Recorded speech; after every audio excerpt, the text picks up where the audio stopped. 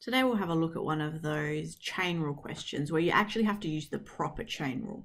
And it gets its name from saying that you create a chain of derivatives.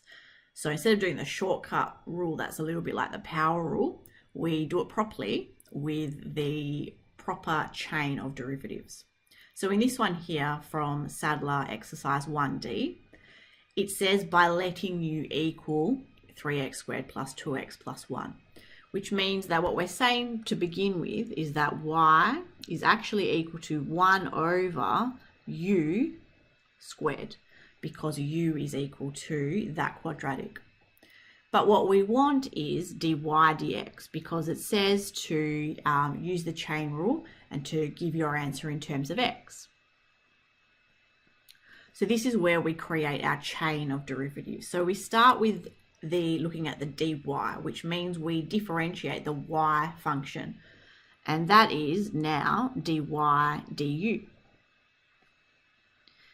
And then we multiply by the next function and it matches on the diagonal. So we finish with du. So here we start with du and our u function is in terms of x. And that's how it should end up, is that what's on the bottom is what's on the bottom of our original, which was dy dx. So that's all working out.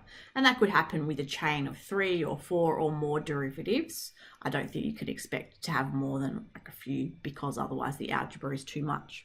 Once we've created our chain of derivatives, we now just do the differentiation.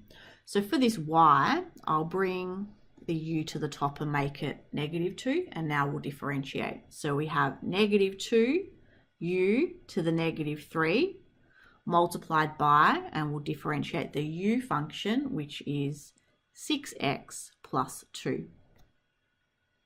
Okay, so looking at finishing that off, remember we need everything to be in terms of x. But first of all, I'll just simplify using index laws so that the u has a positive index of u cubed.